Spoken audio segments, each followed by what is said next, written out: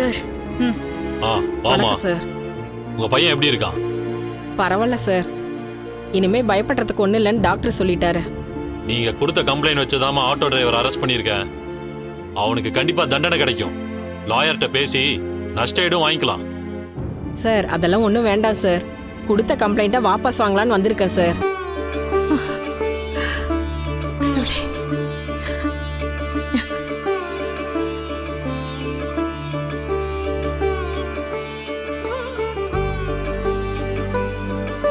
ஏமா ஹாஸ்பிட்டல் இருக்கும்போது driver arrest பண்ணி ஆகணும்னு அந்த குதி குதிச்சிங்க. இப்ப என்னன்னா திடீர்னு வாபஸ் வாங்கணுங்கிறீங்க.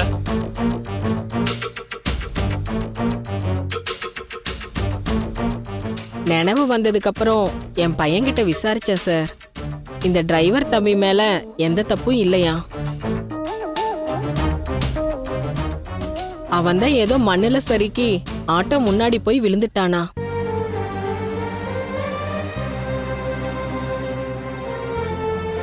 அருண் தான் அப்பவே சொன்னாரே சார். அவரு கரெக்டா தான் போயிருக்காரு. இவங்க பையன் தான் நில தடுமாறி குறுக்குல வந்து விழுந்திருக்காரு. இந்த ஆக்சிடென்ட் நடந்ததுல அருணோட தப்பு எதுவுமே இல்ல சார். நீ கேஸ வாபஸ் வாங்குறதுக்கு இதான் காரணமா இல்ல வேற ஏதாவது விஷயம் இருக்கா? அப்படிலாம் ஒண்ணும் இல்ல சார். என் பையன் கண்ணு முழிக்கிற வரைக்கும் டிரைவர் மேலதான் தப்புன்னு நினைச்சிட்டு இருந்தேன். அதனாலதான் அவ்வளோ கோவப்பட்டேன். அவங்க நடந்ததெல்லாம் சொன்னதுக்கு அப்புறம் மனசு கேட்கல. செய்யாத தப்புக்காக அவர் ஏன் தண்டனை அனுபவிக்கணும்னு தோணுச்சு. அதனாலதான் கேஸ வாபஸ் வாங்கலான்னு முடிவு பண்ணிட்டேன் சார். உங்க முடிவுல உறுதியா இருக்கீங்களாமா? இல்ல இப்ப வாபஸ் வாங்குறேன்னு சொல்லிட்டு அப்புறம் வந்து பிரச்சனை பண்ணக்கூடாது. ஒரு தடவைக்கு 2 தடவை நல்லா யோசிச்சு சொல்லுங்க. சார், அந்த அம்மாவே கேஸ வாபஸ் வாங்குறேன்னு சொன்னா கூட நீங்க விட மாட்டீங்க போல இருக்கு. என் பையன் மேல எந்த தப்பும் இல்லைன்னு தெரிஞ்சனால்தான் அவங்க அந்த முடிவுக்கே வந்திருக்காங்க. நீங்க ஏன் சார் திரும்ப திரும்ப அதே கேட்டுட்டு இருக்கீங்க? நாங்க இந்த மாதிரி கேஸ நிறைய பாத்துருக்கோமா. ஏதோ ஒரு பிரஷர்ல கேஸ் வேணான்னு சொல்லிடுவாங்க. அப்புறம் திரும்பவும் வந்து புதுசா கம்ப்ளைண்ட் கொடுப்பாங்க. எங்களுக்கு தான் தேவையில்லாத தலைவலி. அதுதான் தெளிவா கேட்டுட்டு கன்ஃபார்ம் பண்ணிக்கிறேன். இங்க பாருமா, நான் கொடுத்த கம்ப்ளைண்ட்டை வாபஸ் வாங்கிட்டேன். திரும்பவும் இது தொடர்பா பிரச்சனை பண்ண மாட்டேன்னு எழுதி கொடுத்துட்டு போங்க. சரிங்க சார். ஏட்டையா, இவங்க கிட்ட எழுதி சைன் வாங்கிக்கோங்க. சரிங்க சார். ஆமாங்க. கான்ஸ்டபிள் சார், லாக்கப்ப திறந்து விடுங்க. சரிங்க சார்.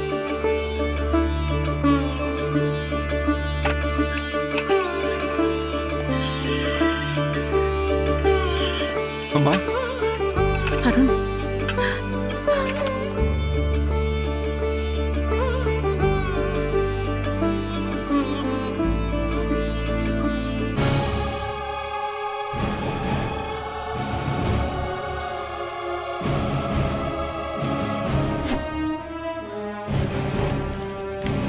இதுல ஒரு சைன் போடுப்பா. சார். சைன் போடு. இந்த உன் லைசன்ஸ். இனிமேலாவது ஒழுக்கமா இரு.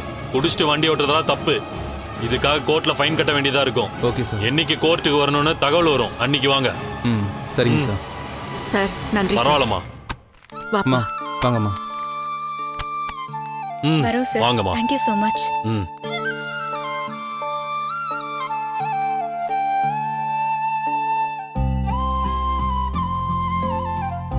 அம்மா, என்னை மன்னிச்சிடுங்கம்மா. திரும்ப அந்த தப்பை நான் பண்ணவே மாட்டேம்மா. எதுவா இருந்தாலும் நம்ம வீட்டுக்கு போய் பேசிக்கலாம். வா வாப்பா.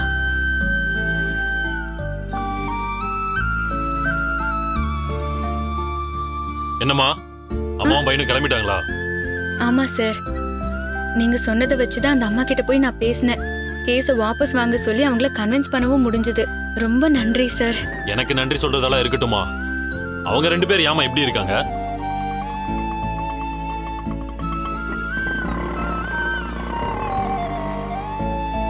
போய் பேசி பாருங்கன்னு ஐடியா கொடுத்தனே தவிர அந்த அம்மா இதுக்கு சம்மதிக்கும்னு எனக்கு நம்பிக்கையே இல்ல. போன வேலை முடியாம தான் நீ திரும்பி வருவேன்னு நான் நினைச்சேன். ஆனா நீ என்ன பேசினியோ, எப்படி பேசினியோ, அந்த அம்மா வந்து கேஸ வாபஸ் வாங்கிட்டாங்க. அதுக்கு ஒரு தேங்க்ஸ் கூட சொல்லாம போயிட்டாங்க. சொந்தத்துக்குள்ள எதுக்கு சார் தேங்க்ஸ் எல்லாம்? சரிம்மா, தேங்க்ஸ்லாம் சொல்ல வேணாம். நீ அந்த அம்மாவை வாபஸ் வாங்க வைக்கலனா அவன் கண்டிப்பா 6 மாசமா ஜெயில இருந்திருப்பான். அந்த தண்டனையில இருந்து நீ அவனை காப்பாத்தி இருக்க. நீ செஞ்சதை பாராட்டி 2 வார்த்தை சொல்லியிருக்கலாம். அட்லீஸ்ட் சந்தோஷமா பட்டிருக்கலாம். அதெல்லாம் கூட விடுமா. நீங்கெல்லாம் ஒரே வீட்ல தானே இருக்கீங்க. நீங்க 3 பேர் ஒன்னா போகணும்னு கூட நினைக்காம அவங்க பாட்டுக்கு போயிட்டாங்க. அருணோட நிலைமைய யோசிச்சு அத்தை ரொம்ப வருத்தப்பட்டாங்க சார். பையன் வெளியே வந்த சந்தோஷத்துல அவங்களுக்கு எதுவுமே புரியல. அதான் என் புருஷனுக்காக ஒரு விஷயத்த செய்யறது என் கடமை தானே சார். இதுல தனியா பாராட்டணும்லாம் என்ன இருக்கு? நானும் அதெல்லாம் எதிர்பார்க்கல சார். அவரு வெளியே வந்ததே எனக்கு சந்தோஷம்தான். நான் வரேன் சார். சரிம்மா. சார் இதில் ஒரு சைன் பண்ணுங்க சார்.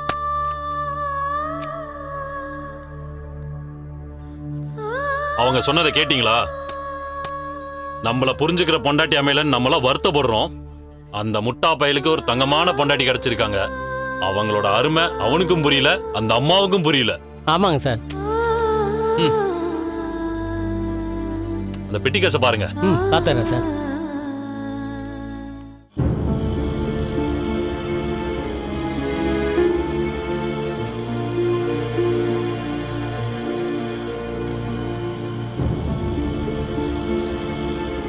அண்ணி, அந்த கேஸ் விஷயம் என்ன நீ ஆச்சு? அருணை எப்படி வெளியே கொண்டு வர போறீங்க? கம்ப்ளைண்ட் கொடுத்தவங்களே வாபஸ் வாங்கிட்டாங்களா கல்பனா? அம்மா அருணை கூட்டிட்டு வீட்டுக்கு வந்துட்டாங்களா? சுதா இப்பதான் ஃபோன் பண்ணி சொன்னா. இந்த கேஸ்ல இருந்து அம்மா எப்படியோ வெளியே கொண்டு வந்துட்டாங்க. ஆனா ரஞ்சிதா கிட்ட இருந்து இவனுக்கு எப்பதான் விடுதலை கிடைக்க போதோன்னு தெரியல. அதுவும் சீக்கிரமாவே நடக்கும் அண்ணி. நாம தான் சொல்லிட்டே இருக்குமே தவிர அதுக்கான அறிகுறியே காணுமே கல்பனா. அம்மாக்கும் அந்த கவலையும் டென்ஷனும் தான் பெருசா இருக்கு. இருக்கிற பிரச்சனை போதாதுன்னு நான் வேற ஒரு திருட்டுத்தனத்தை பண்ணியிருக்கேன். அது மட்டும் அம்மாக்கு தெரிஞ்சிச்சுன்னா ஐயோ, என்னால நினைச்சு கூட பார்க்க முடியல கல்பனா. அண்ணி, தெரிஞ்சிரும்னு ஏன் நீ நெகட்டிவா நினைக்கிறீங்க? பிசினஸ்ல சூப்பரா சக்சஸ் பண்ணி அத்தை கிட்ட 5 லட்சமோ இல்ல 10 லட்சமோ கொண்டு போய் கொடுக்கற மாதிரி யோசிச்சு பாருங்களேன். நீங்க மட்டும் அதை சாதிச்சிட்டீங்கன்னா வீட்டுல எல்லாரும் உங்களை சாமி மாதிரி நினைச்சு கொண்டாட மாட்டாங்களா? அதெல்லாம் நடக்க போற மாதிரி கற்பனை பண்ணி பாருங்க அண்ணி. அப்பதான் அந்த கற்பனை நிஜமாகிற மாதிரி நம்ம மாத்த முடியும்.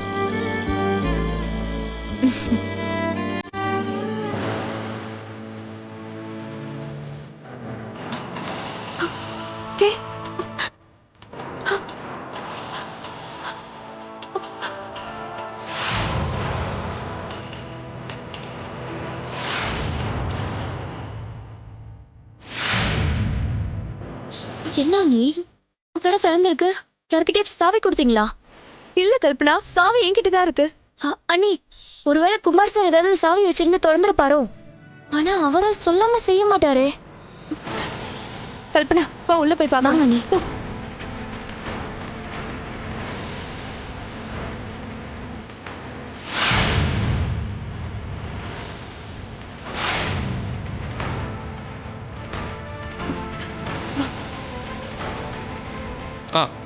ஓகே. சரி. கல்பனா இது எக்ஸ்கியூஸ் மீ சார். யார் சார் நீங்க? இங்க என்ன பண்ணிட்டு இருக்கீங்க? என்னம்மா இது? நான் கேட்க வேண்டிய கேள்வியை நீங்க கேக்குறீங்க. என்ன வேணும் உங்களுக்கு? யார பார்க்க வந்திருக்கீங்க? சார், நாங்க யாரையும் பார்க்க வரல சார். பொட்டிக் வைக்கிறதுக்காக நாங்க தான் இந்த இடத்த லீஸ்க்கு எடுத்திருக்கோம். நாங்க இன்டீரியர் ஒர்க் ஆரம்பிக்க தான் வந்தோம் சார். என்னம்மா இது? நீங்க சொல்றதை கேட்டு சிரிக்கிறதா இல்ல கோவப்படுறதான்னு எனக்கு தெரியல. இந்த இடத்துக்கு நான் தான்மா ஓனர். எனக்கு தெரியாம என் இடத்தை எப்படிமா லீஸுக்கு எடுத்தீங்க? கல்பனா சார், குமார் சார் தானே சார் இந்த இடத்துக்கு ஓனரு? அந்த ராஸ்கல் அப்படிலாம் சொல்லிட்டு தெரியறானா? இது எனக்கு சொந்தமான இடம்மா. அந்த குமார் ஒரு ரியல் எஸ்டேட் புரோக்கர்.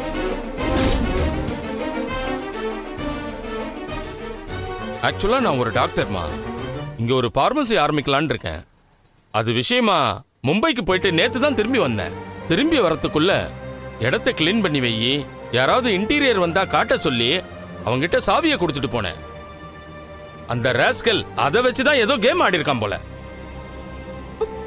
என்ன சார் நீங்க புதுசா நீங்க ஒரு கதையை சொல்றீங்க? ஃபார் ரெண்ட்னு வெளியில போர்டு இருந்துச்சு சார். அத பார்த்துட்டு தான் நான் இங்க வந்து என்கொயரி பண்ணேன். ஏமா, இந்த இடத்துல பார்மசி ஆரம்பிக்க போறேன்னு தான் நான் சொன்னேனே. அப்புறம் நான் எதுக்குமா ஃபார் ரெண்ட்னு போர்டு வைக்கிறேன்? எனக்கு அதெல்லாம் தெரியல சார். நான் பார்த்த போர்டு இருந்துச்சு. உள்ள வந்து பார்க்கும்போது குமார்னு ஒருத்தர் இருந்தாரு. அவர்கிட்ட தான் நாங்க வாடகை அட்வான்ஸ் பத்திலாம் பேசியிருந்தோம் சார்.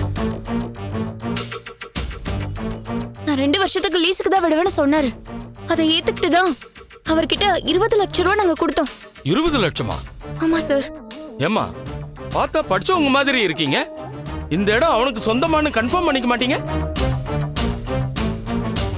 டாக்குமெண்ட்ஸ்லாம் வாங்கி பார்க்க மாட்டீங்களா?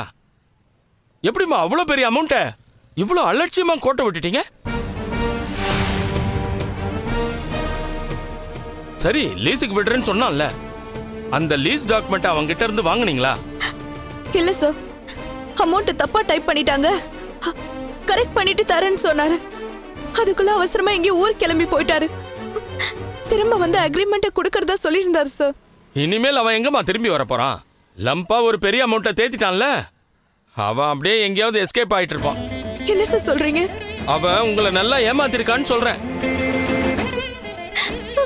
விவரம் இல்லாம நீங்களும் நல்லா ஏமாந்திருக்கீங்க.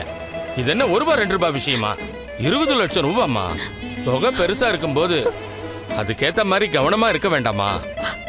எல்லாம் சரியா இருக்கான்னு ஒரு தடவைக்கு 2 தடவை பார்க்க வேண்டாமா? அக்ரிமெண்ட் கொடுக்கலன்னும் போது உங்களுக்கு அவன் மேல சந்தேகம் வந்திருக்கணுமேம்மா. சந்தேகம் வராத மாதிரி அவன் பேசினா சார். அவன் பேச்சு தோரணை எல்லாமே இந்த இடத்தோட ஓனர்னு சொன்னா நம்புற மாதிரி தான் சார் இருந்துச்சு. ஏமாத்துறவங்க உங்களை நம்ப வைக்கிறதுக்கு அப்படிதாம்மா நடிப்பாங்க. நாம தான் உஷாரா இருக்கணும். நீங்க என்னடான்னா ஈஸியா அவங்கிட்ட ஏமாந்துருக்கீங்க. அந்த அளவுக்கு அவன் நடிச்சான். அவனை நம்பி நான் தான் பெரிய முட்டாள்தனம் பண்ணிட்டேன் சார். வேற தப்பு பண்ணிட்டேன். அண்ணி அழாதீங்க அண்ணி. என்ன செய்யறதுன்னு நம்ம யோசிக்கலாம். இனிமே யோசிச்சு என்ன ஆக போகுது கல்பனா? அவனை நம்பி நான் ஏமாந்துட்டேன். மொத்த கெட்டு போய் 20 லட்சத்தை இழந்துட்டு நிக்கிறேனே நானு. அம்மா பத்திரத்தை பத்தி கேட்டா நான் என்ன பண்ணுவேன்? எப்படி 20 லட்சத்தை கொடுத்து நான் அதை மீட்டு தருவேன்? எல்லாமே போச்சு, எல்லாமே போச்சு கல்பனா, எல்லாம் போச்சு. அண்ணி இப்ப தலையில அடிச்சிட்டு அழுவுறதால ஒரு புண்ணியமும் இல்லம்மா. போலீஸ் கிட்ட போய் நடந்ததை சொல்லி கம்ப்ளைண்ட் கொடுங்க. நம்பிக்கையான ஆளுன்னு நினைச்சுதான் நானும் அவங்க கிட்ட சாவியை கொடுத்துட்டு போனேன். அவன் இப்படி செய்வான்னு நான் எதிர்பார்க்கவே இல்லம்மா. சார், இந்த விஷயத்துல நீங்க எங்களுக்கு உதவி பண்ண முடியாதா? நான் என்னம்மா செய்ய முடியும்? இதுக்கும் எனக்கும் எந்த சம்பந்தமும் இல்லம்மா. எனக்கு எந்த நஷ்டமும் இல்லாததால நான் கம்ப்ளைண்ட் கொடுத்தாலும் ஏத்துக்க மாட்டாங்கம்மா. பணத்தை இழந்தது நீங்க தான். ஸ்டேஷன்ல போய் நடந்ததை சொல்லுங்க, கம்ப்ளைண்ட் கொடுங்க. அவங்க தான் ஆக்ஷன் எடுத்து பணத்தை மீட்டு கொடுக்கணும். முதல்ல அந்த வேலையை போய் பாருங்கம்மா. அழாதீங்க அண்ணி. அண்ணி வாங்க, நீ போலாம் வாங்க.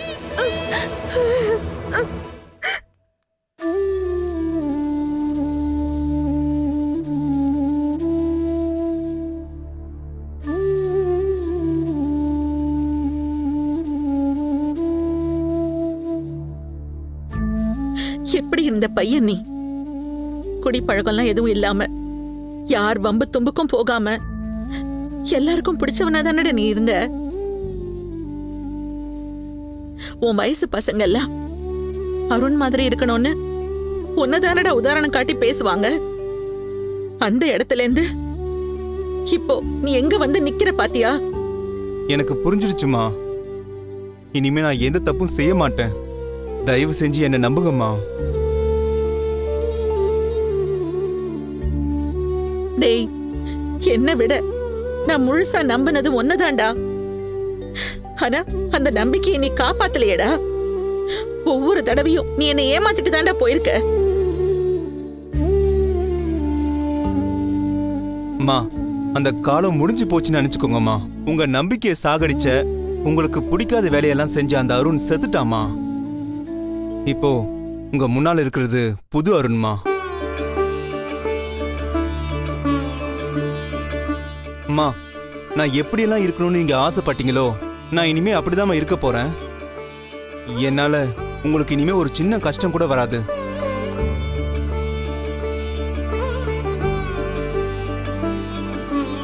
என்னால எந்த அளவுக்கு வலியும் வேதனையும் அனுபவிச்சுங்கன்னு எனக்கு புரிஞ்சிருச்சுமா. இனிமேலும் அந்த வலியும் வேதனையை நான் உங்களுக்கு கொடுக்க மாட்டேன்.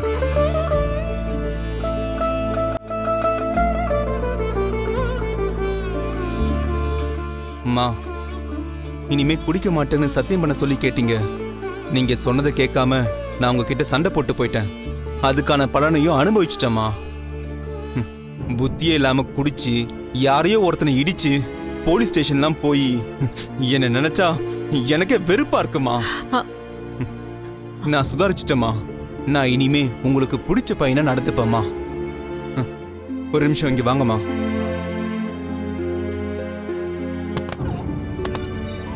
நீங்க கற்பூரத்தை ஏத்துங்க. நான் உங்களுக்கு சத்தியம் பண்ணி கொடுக்குறேன்.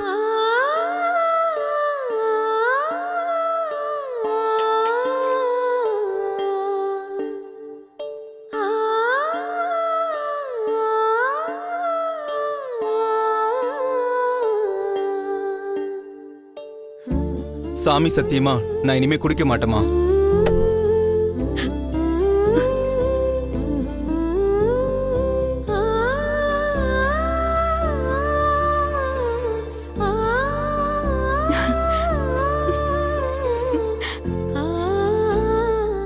சந்தோஷம்ப்பா, ரொம்ப சந்தோஷம். இந்த சத்தியத்தை நீ காப்பாத்துவேன்னு நான் நம்புறேன். கண்டிப்பா காப்பாத்துவேம்மா. என்ன நினைச்சு நீங்க வருத்தப்படுற நிலைமை இனிமே வரவே வராது. நீ சொன்ன வார்த்தையை கேட்டு என் மனசு நிறைஞ்சிருச்சுப்பா. நீ பழையபடி மாறிட்டாலே போதும். அதை விட இந்த அம்மாவுக்கு வேற எதுவுமே வேண்டாம்ப்பா. எவ்வளவு பெரிய கஷ்டம் வந்தாலும் நான் அதெல்லாம் கடந்து வந்துருவேன்.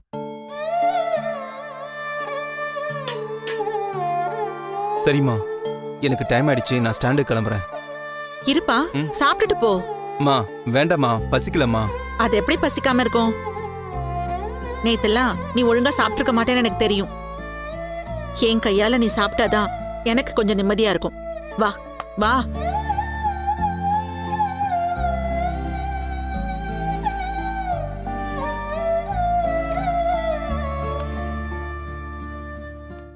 அருண்,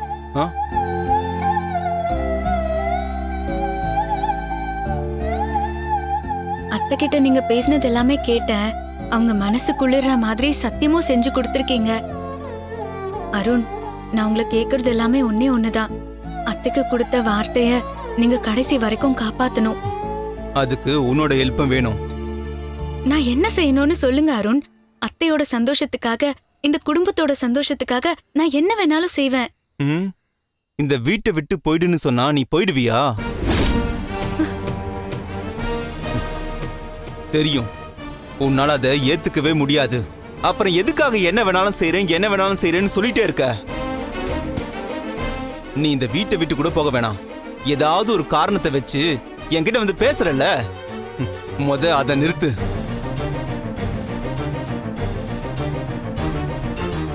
உன்னை பார்க்கும்போது தான் எனக்கு டென்ஷனா இருக்கு. தப்பு பண்ணிட்டோமே, என் குடும்பத்துக்கு தேவையில்லாம தலைவலியை கொண்டு வந்துட்டோமேன்னு எனக்கு உறுத்தலா இருக்கு. அந்த வேதனையை தாங்க முடியாம தான் நான் குடிக்க போனேன். நீ என் முன்னாடி வராம இருந்தாலே நான் ஒழுங்கா இருப்பேன்.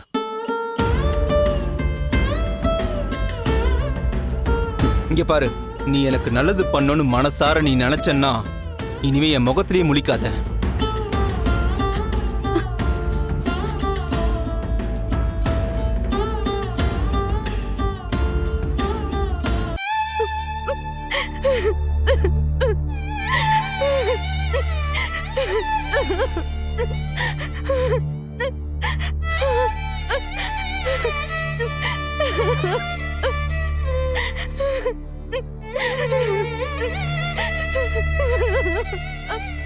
அண்ணி, என்ன இதெல்லாம்? கொஞ்ச நேரம் அமைதியா இருங்க. 20 லட்சம் கல்பனா, மனசே ஆற மாட்டேங்குது. அகலக்கால் வைக்கிறோன்னு தெரிஞ்சிருந்தோம் ரிஸ்க் எடுத்துதான் இறங்கணும். வீட்டுக்கு தெரியாம பத்திரத்தை எடுத்துட்டு வந்து அடமானம் வச்சு 20 லட்சம் ரூபாய் கடன் வாங்கி மொத்த பணத்தையும் ஒரு தப்பான ஆக்கிட்டு இழந்துட்டு நினைக்கிறேன்.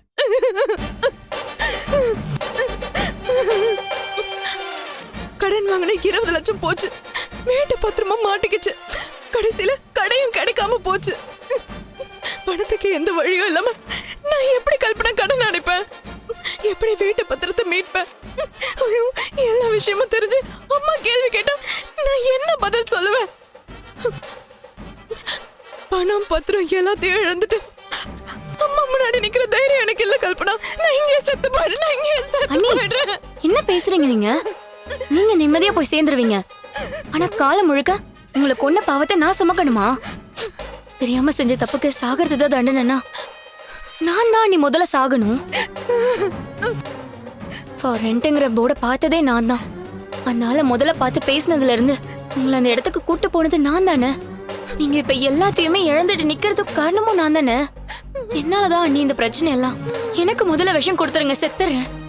அப்புறமா நீங்க என்ன வேணாலும் பண்ணிக்கோங்க அண்ணி. ஹே கல்பனா, நீ என்ன பண்ணுவ? எனக்கு நல்லது செய்யணும்னு தானே நினைச்ச. அதனால இவ்வளவு பெரிய அயோக்கியனா இருப்பான்னு உனக்கு எப்படி தெரியும் கல்பனா? இல்ல அண்ணி, நான் இன்னும் கொஞ்சம் கவனமா இருந்திருக்கணும். அவனை பத்தி நல்லா விசாரிச்சிருந்திருக்கணும். அந்த இடம் அவனுக்கு தான் சொந்தமான செக் பண்ணிருக்கணும். நான் தான் அஜாக்கிரதையா கோட்டை விட்டுட்டேன் அண்ணி. உங்களுக்கு ஒரு நல்ல கடையா முடிச்சு கொடுக்கணும்னு நான் அந்த யோசனையிலேயே இருந்துட்டதால மற்ற விஷயத்துல நான் கேர்லெஸ்ஸா இருந்துட்டேன் அண்ணி. என்ன மன்னிச்சிருங்க அண்ணி. உன் மேல எந்த தப்பும் இல்ல கல்பனா. நீ ஏன் என்கிட்ட மன்னிப்பு கேக்குற? நீ சொன்ன விஷயத்துல நான் அது கவனமா இருந்திருக்கணும். நல்ல இடம் கிடைச்ச சந்தோஷத்துல நானும் தானே அலட்சியமா எதுவுமே கவனிக்காம விட்டுட்டேன். அப்படி பார்த்தா நம்ம 2 பேருக்குமே இதுல பொறுப்பு இருக்கு. ஒருத்தர் மட்டும் பழி ஏத்துக்கிறதுல அர்த்தமே இல்ல கல்பனா. சரிங்க அண்ணி, நடந்தது நடந்து போச்சு. நீங்க யாரு தப்பு பண்ணாங்கங்கறத ஆராய்ச்சி பண்றதுல எந்த யூஸும் இல்ல. இதை எப்படி சரி பண்ணலான்ட்டு தானே நம்ம யோசிக்கணும். கல்பனா, முதல்ல அந்த அயோக்கிய ராஸ்கலை கண்டுபிடிச்சு பணத்தை மீட்கணும். அதான் நம்ம முதல் வேலை.